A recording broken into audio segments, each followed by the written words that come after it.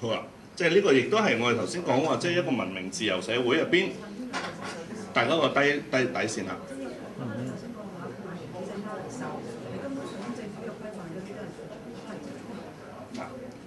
政府規範約束還政府規範約束，但係個理據動機係乜？即係政府去干預嗰個合理性係點樣出嚟？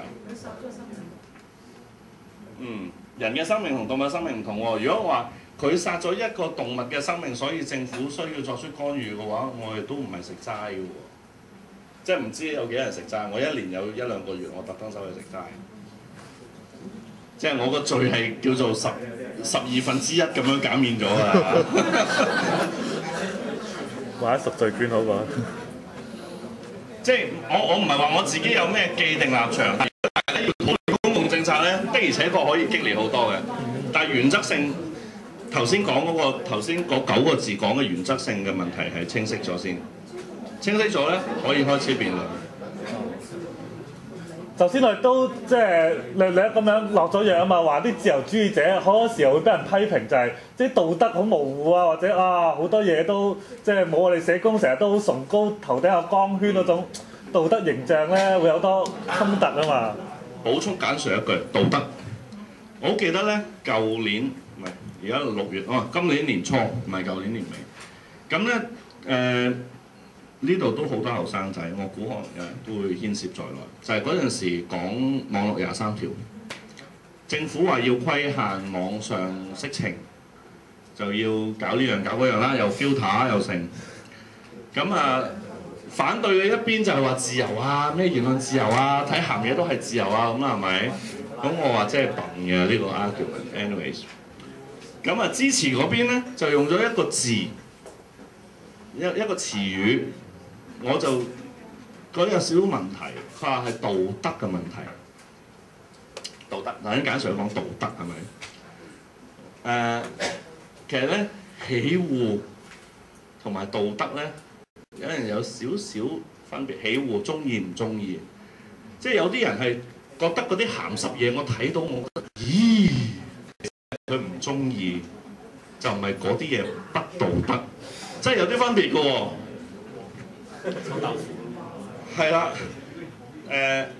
虐殺生命可以係一個道德問題，但係我見喺好多討論入邊，尤其是就算係愛護動物人，我自己養咗2隻貓，即係唔係話我支持啊買啲貓翻去殺首先，但係好多愛護動物者，佢就算行出嚟去講呢個問題嘅時候咧，我作同佢其實係出於一個喜惡，我中意。其實講到歸根結底係佢中意，所以佢覺得需要唔受保護。諗真下，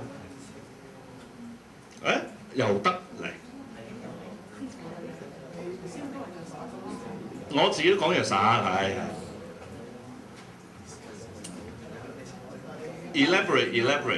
elaborate。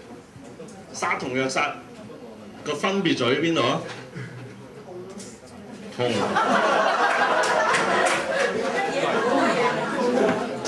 啱嘅，脊椎有冇脊椎？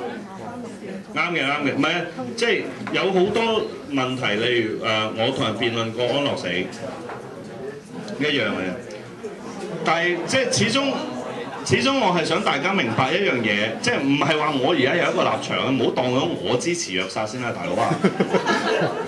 我係想講 ，OK， 唔好當咗我係對方得啦。不過我真係想講就係，當你要為呢件事作出辯護嘅時候咧，千祈唔好跌入嗰個喜惡嗰個陷阱。雖然你話自己係企於一個道德嘅立足點，喂，仆街痛啊！你知咩？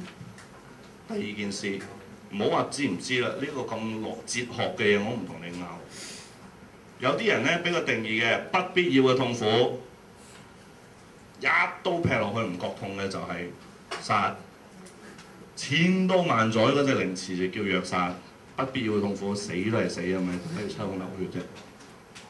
嗱，不必要的又有一大爛餐好硬。未死過你點知痛嘅？心子好莊子啊！但係反而咧，如果你話要政府去介入一件事咧，可以有啲practical，我唔識點形容，即係有啲好實用、好功利嘅立足點可以提出嘅。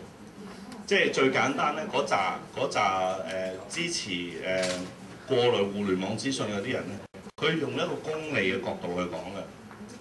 家長看唔晒啊嘛，家長其實想看嘅，家長看唔晒咪政府代勞咯 ，efficient 啲啊嘛。sell 好多㗎，保護動物嗰度近似，其實咧係唔係淨係我自己一條友覺得唔舒服啊？你信我，呢啲叫普遍性嘅不安，公眾不安。公眾不安就絕對係一個要求政府介入嘅一個好好嘅理由。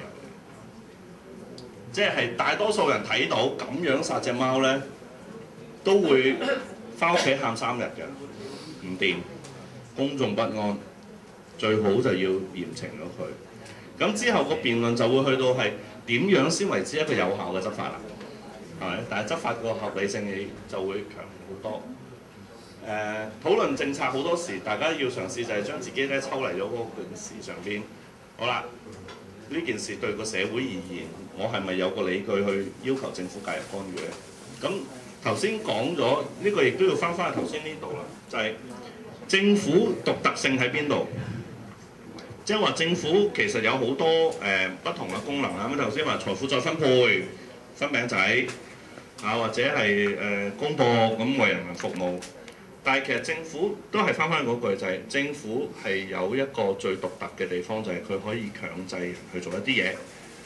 若然佢強制之下，你個人唔服從嘅話咧，嗰個人首先就叫做犯法㗎啦。政府叫你做你唔做啊嘛，犯法。喺呢一個大前提之下咧，我哋就要問，究竟有啲乜嘢嘢係需要強制？今時今日香港社會嘅辯論就係、哇交代咁有啲人就話係啦，我要教育着手啊咩係咪？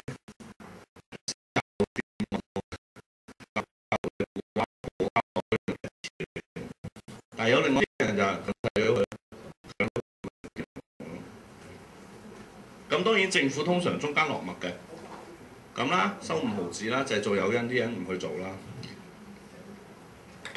咁其實喺咁多種施政嘅方法入邊咧，嗰種所謂製造誘因等佢唔去做咧，係最差嘅施政手段嚟嘅。奇怪啊！